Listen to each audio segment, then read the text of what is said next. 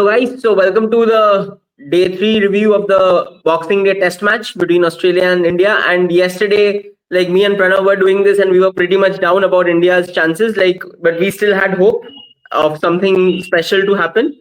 But which has been happening in Australia in the last series, like India is never out of this test match no matter how down they are. So this was pretty much a similar thing.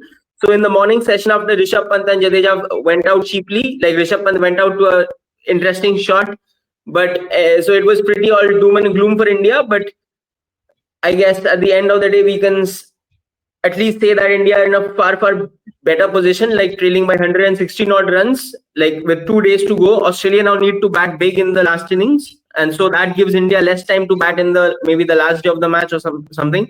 So chances of a draw looks likely for India, and even a win is a possibility for India if they can bowl out cheaply Australia in the second innings, which I don't know if the pitch will help that, but never say never, right? So never predict that. Today was a day where the beauty of test cricket, actually what emotions are. Like if you saw Nitish Reddy's century and the father's emotions, which is all around social media. I mean, that's why people want to be cricketers. That's every Indian fans, like I'm not even related to him, but even I felt so emotional watching it. So that's what test cricket, especially test cricket, is made up of, like these little emotions. So I've got Rushabh here again joining from Melbourne and Pranav as usual.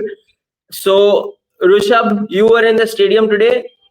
The moment of this Nitish Reddy scoring a century, the drama around it, Bumrah getting out, like Siraj, the last 3 balls. So overall, what were your emotions right there? The emotions are pretty. I tell you, I mean, even though I could say today there were more Aussies in the stadium as compared to Indians, that moment of Nitish Reddy getting that 100 was the number two when it come to the loudest cheer. The loudest Okay. cheer was when Siraj defended that last ball, okay, of Right. the previous over. MCG went mad, right? Because when Siraj walked in, there were a lot of boos around the stadium. But the moment Siraj defended that last ball, MCG erupted. And then obviously that Nitish's moment, that lift or that straight hit over was amazing to Right. watch. And like you said, people were crazy. You know, people were shouting as if somebody of their own family has gone out there and Exactly. got that 100 for the team. I mean, not only that, it was a build up because Pant throwing his wicket away and then losing Bumrah in that fashion. Ultimately, we play out one session. Then Washington Sundar, that partnership with Sundar getting a 50 drinks break, immediately getting out. It was a build up, and at that moment where Siraj defended that ball, it just took it to that climax, and that Nitish Reddy's century was all what people were hoping for and what wanted it. So all that was controlled by the Indians, all that was coming in from the Aussie fans, and the Indians were like just subdued, sitting calmly. That moment was when it erupted. I mean, if MCG would have had a roof, that would have absolutely blown off. Such was the energy there. Right, man. So I'm actually jealous of you, man. Like you're so in the stadium and enjoying. Like, anyways. So coming back to the game, so we can discuss about the game situation later. But Pranav, over to you. Nitish Reddy, future prospect in England, English conditions. We have talking about that. Could be a very decent with the ball as well, and he has stamped his authority with the bat. Do you see him batting higher up the order in Sydney? And overall thoughts on him?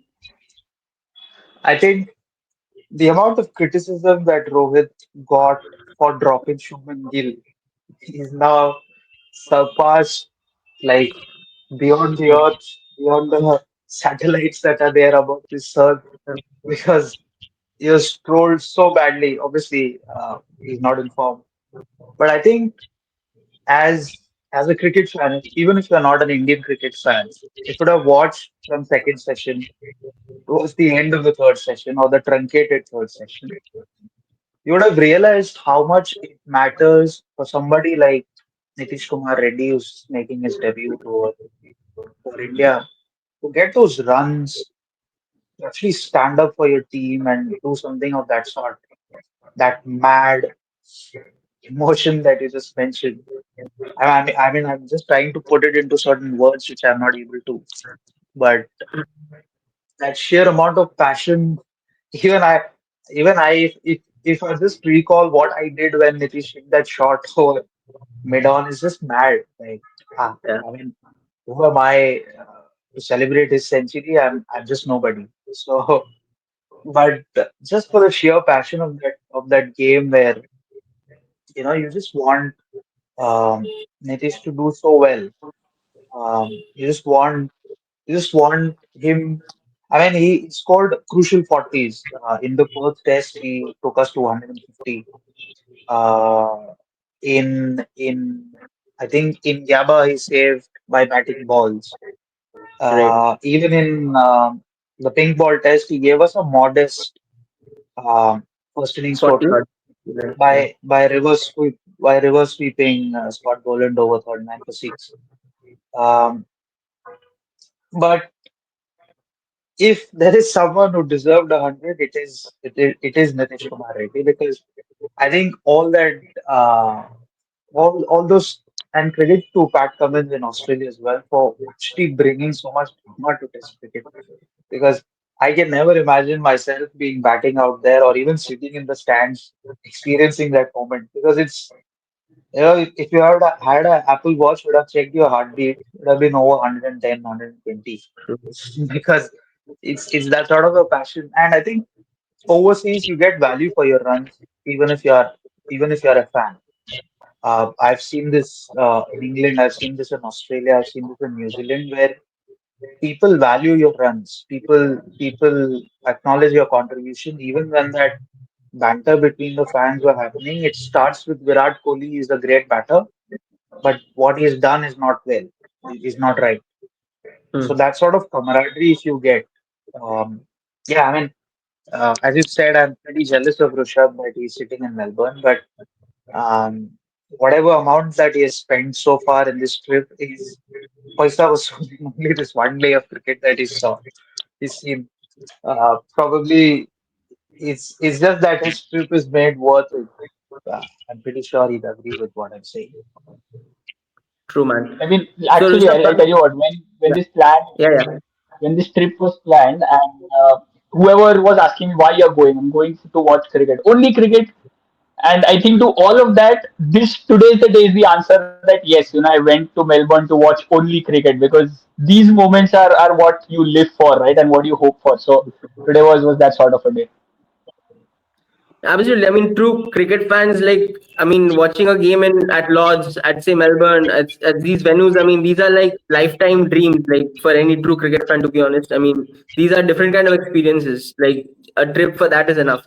Okay, so coming back to the game, like coming back to the match situation, like trailing by 116 odd runs, like one wicket left. I mean, India were not bowled out today thanks to bad light and rain.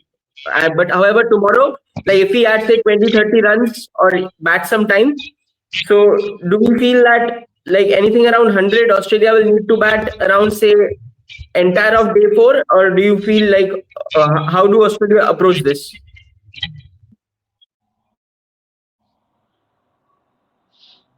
So, by the looks of it, feels that okay, maybe if India get 20 odd runs, the deficit is 100. Australia will at least need to give India 300 or 350 to chase. To, I mean, for them to be sure that okay, maybe India might not chase it down, because you see the way Nitish Reddy bats, the way Pant bats, there's always a possibility that these guys can switch gear and we can get to that True. target. Even Jaiswal, for that matter, at the start can start aggressively. So at least 300 is what 350 is what they will consider as a safe score, and if they have to get to that, probably they might try to go all out tomorrow once they come into bat. But that would mean that India also have a chance of getting or reducing them to 70 for 7 or something like that, what we did in the last test. So if they are keeping that in mind, they will maybe go cautiously until day five. First 1 hour maybe they might play, and then give themselves 2.5 sessions to maybe bowl India out or try and bowl India out, because the closer we get now, if we are able to get the deficit in double digits, that will definitely send some chills down Australia's spine. That's for sure. Yeah, true. So Pranav, so you're like tomorrow, like if Australia like do bat how do you see Australia approaching this? Very aggressive they do, or they go the conventional way of consolidating, grinding it out, maybe give India a day to bat and So that sets up a draw as well in the question. So what are your thoughts on that? I think yesterday I mentioned average score on day three in Melbourne is 241 for six. Yeah, Uh, and it actually lived up to the expectation, 200 for four, or rather 198 for four. Um, and tomorrow it's 213 for seven, the average score. So you're like having Australia for around, assuming that India scores around 30 runs, so you're having Australia on the box for 170 for six. I mean, even worse than better. But tomorrow is sort of the worst day to bat in MCG as per the tradition. And then day five, it gets slightly trickier. But um, there's no harm in hoping that India does an Adelaide to Australia. What if you get them for 36 runs? Because what I said happened today. So who knows what I say today happens tomorrow. So I'm just hoping India get. I mean, what I want India to do is bowl better lengths. Obviously, the pitch will do its trick, but I think India have one extra advantage of having two spinners. There are roughs created by Scott Boland and Nick Stark on both ends. So you will have Jadeja and Nathan Lyon in play, and all eyes will be on Rohit Sharma, how he uses both spinners. Because if India can get Australia around, assuming the lead is around 80, let's say, or 85, and Australia score around 200 with around 60 overs to play. 200 around 60 overs to play is like manifesting a bit too much, but I think uh, they will take some time to score 200 to get to 200. At least one of the batters is to get an 80 on.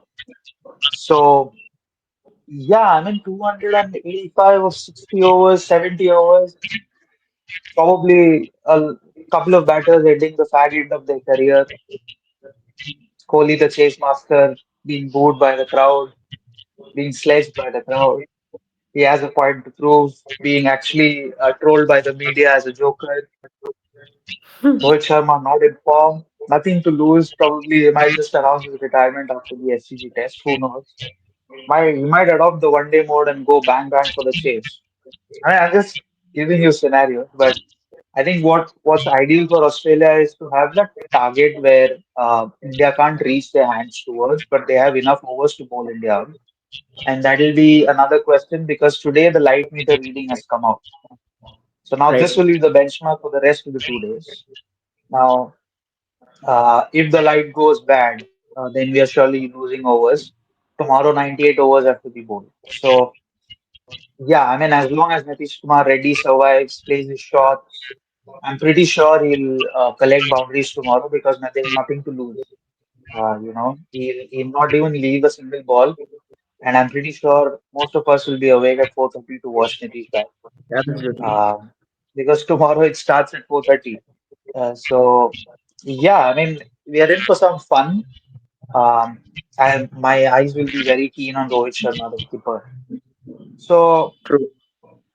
draw looks a little more prominent, but I can't rule out all the three results at this point of time because I expected us to be bowled out and probably bowling today.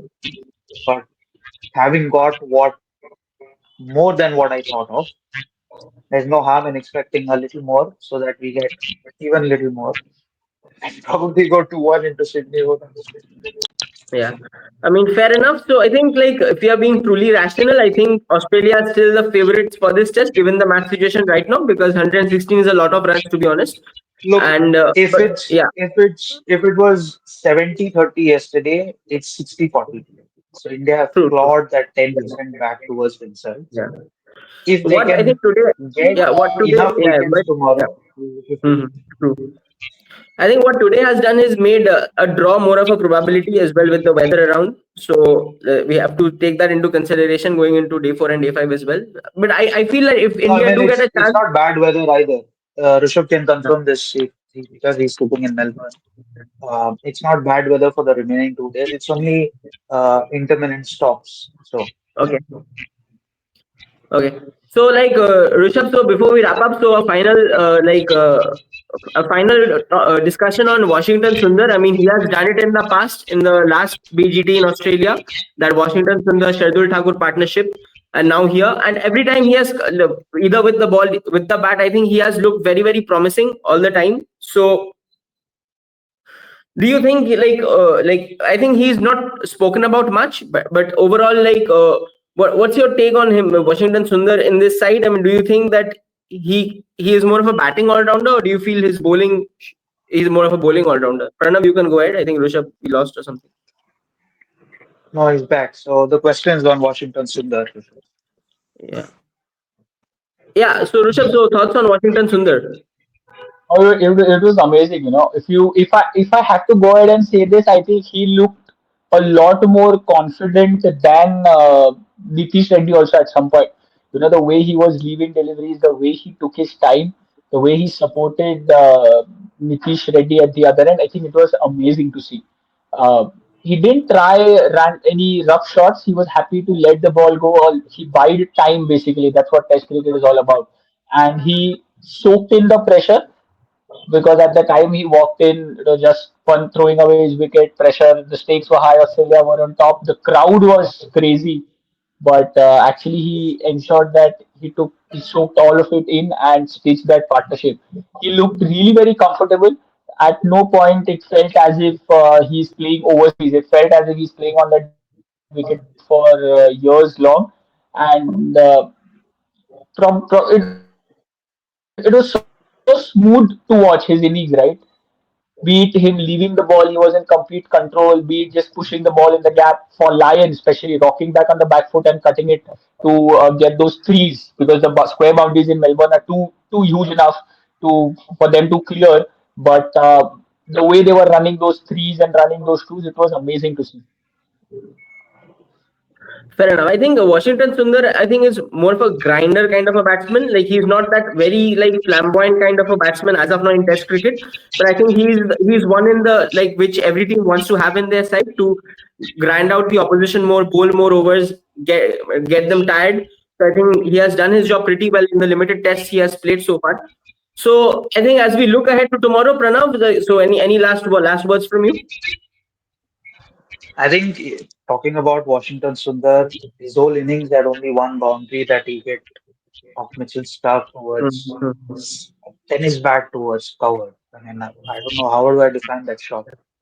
Shot on jab, Right. Yeah. probably with outside of him, just cut or even slapped Mitchell Stark on his face. Probably. So he held his hip and then he dropped the catch with Nitish Kumar Reddy later next over. Yeah, I mean, he has a big shoes of Ashwin to fill in. And he's actually filling it quite nicely overseas. Um, if at all Jadeja decides to hang his boots, you can still trust Washington Sundar to play because he's that off spinner. You can have that sort of a left-hander, a pinch hitter maybe at number three if you are in a dire situation. All sorts of roles he can do. I saw a lot of tweets saying push Washington Sundar at three. Right. They have a lot of recency bias, but that is not right. So you have a lot of other batters to do your job at three. But fabulous performance, I think, sets up the series well. Whatever the result, I'm very happy with what has happened today. True. True. I mean, yeah, I mean as we look ahead to tomorrow, it's, I think, in Indian time it's 4:30 a.m. The match is starting, so do wake up early. And the viewers, do let us know your thoughts on today's match, today's game, day rather. So, what emotions did you feel when Nitish Kumar Reddy was on 99 and he was stranded at the other end? Like Bumrah got out, Siraj, we all had our hopes on DSP. But and overall on the day's play, do let us know your thoughts in the comments. And what do we look ahead to tomorrow? Like, how can India win this match if possible and draw if not? So yeah, thanks for watching this. And Rishabh will be there again in the ground tomorrow. I'm 100% sure to watch the day's play. And see you all again. Bye. Have a great time.